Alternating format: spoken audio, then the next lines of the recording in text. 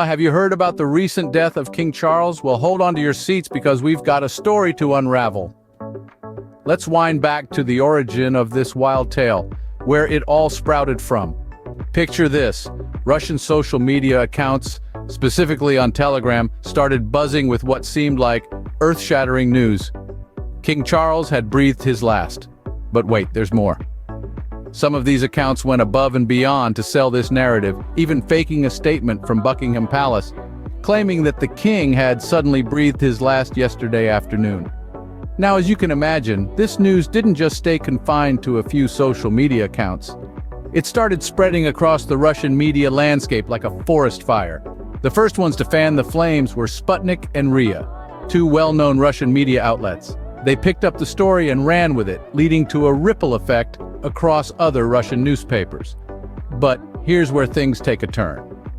As quickly as the news spread, it was denied with equal speed. The Russian news agency TASS, known for its extensive coverage, received a direct denial from Buckingham Palace. The palace confirmed that the king was not only alive, but had worked again today, despite undergoing anti-tumor therapy. The British embassies in Moscow and Kiev chimed in as well, confirming that the news of King Charles's death was nothing more than a figment of some individual's imagination. It was completely and utterly false. So as you can see, this news spread like wildfire, but soon enough the truth began to emerge. After the initial shock, the Russian public began to react, and the hoax began to take on a life of its own. Like wildfire, the news spread across the vast digital landscape, fueled by the winds of social media and propelled by the major Russian media outlets, Sputnik and RIA. In the blink of an eye, these outlets became the primary carriers of the hoax, broadcasting the death of King Charles to millions of unsuspecting viewers.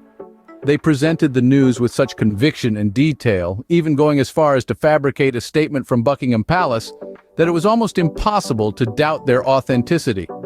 As the news continued to spread, the Russian public began to react. A wave of shock swept across the nation, followed by an outpouring of reactions that ranged from disbelief to somber acceptance.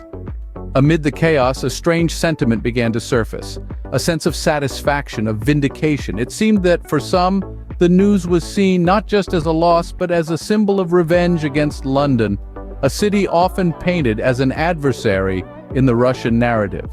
And so, the hoax took on a life of its own, growing and evolving with each share, each comment, each post. It was no longer just a piece of news. It had become a symbol, a statement, a tool of propaganda. It had transformed from a simple lie into a complex web of misinformation, affecting not just the Russian public, but the global community at large. Yet, amidst the whirlwind of reactions and speculations, a few voices of reason began to emerge, questioning the authenticity of the news, urging for verification.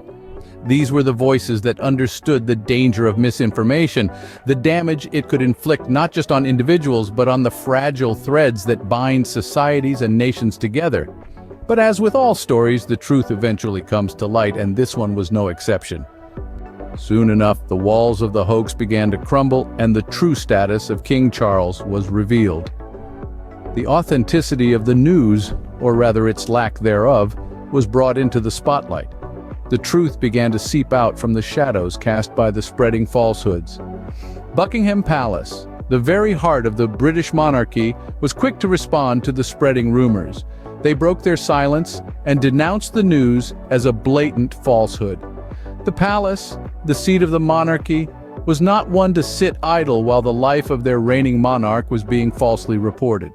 They issued a statement making it clear that King Charles was not only alive, but also actively carrying out his royal duties. The British embassies in Moscow and Kiev, too, played their part in dismantling the hoax. They lent their voices to the chorus of denials, standing firm against the tide of disinformation. They reassured the public, both in Russia and Ukraine, that the news of King Charles's death was nothing more than a fabrication. The king himself was far from the picture painted by the false news. Despite undergoing anti-tumor therapy, King Charles continued to perform his duties. His resilience in the face of adversity was a testament to his dedication, a stark contrast to the image of a monarch breathing his last, as portrayed by the hoax. The truth had a way of coming out, of breaking through the walls of deception, and in this case it did so with a force that left no room for doubt. King Charles was alive, and the news of his death was nothing more than a sham, a fabrication spun out of thin air. And just like that, the lie was exposed, but the truth was not the only thing that was revealed. The incident shone a light on the power of disinformation, the speed at which it can spread, and the potential damage it can cause. It was a lesson in the importance of verifying news before sharing it, and a reminder of the role we all play in combating the spread of fake news. The aftermath of this hoax is a stark reminder of the power and impact of disinformation. Fake news, as we've seen, is far from harmless. It's a tool, wielded with intent and purpose. In this case, it was used as a weapon of propaganda, a means to sow discord and confusion. The story of King Charles's death may have been a fabrication, but its ripple effects were all too real. The spread of such false narratives can have profound implications. It can shape public opinion, steering the discourse and manipulating perceptions of reality. It can sway political decisions, influencing policy-making based on a foundation of falsehoods. It can even impact international relations, creating tension and mistrust between nations. Fake news, in essence, erodes the very fabric of our society. It undermines the trust we place in our news sources, the belief we have in the information we receive.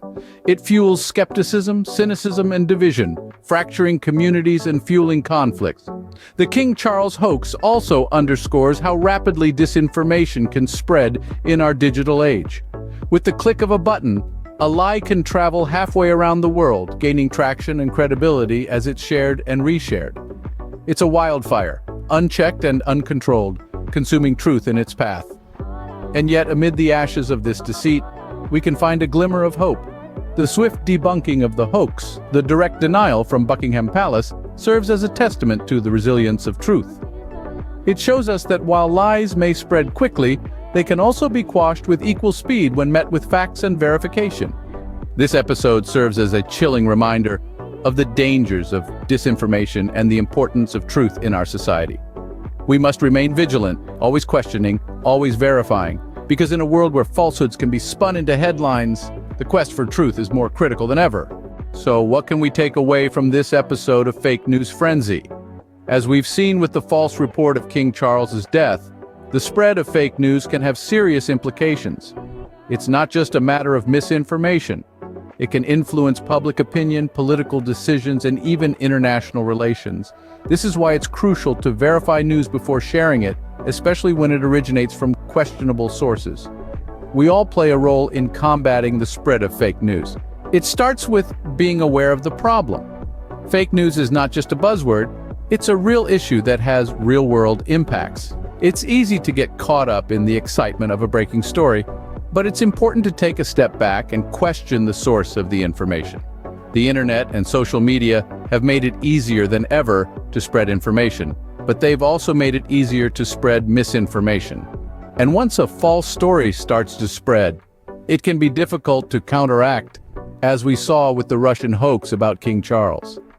But there's something each of us can do to help. We can be more discerning about the news we consume and the news we share. We can take the time to verify information before we pass it on. We can look for reliable sources and check their facts. We can also educate ourselves and others about the dangers of fake news and the tactics used by those who spread it. We can learn to recognize the signs of a fake news story, like sensational headlines, lack of evidence, and sources that can't be verified. And we can demand better from our news outlets. We can hold them accountable for the information they share and the ways in which they share it. We can demand transparency, accuracy, and integrity. Because, in the end, the truth matters. It's our most powerful weapon in the fight against fake news. And it's up to each of us to wield it wisely. So let's not just consume news, let's question it, let's verify it, let's demand the truth. Remember, in the age of information, truth is our most powerful weapon. Wield it wisely.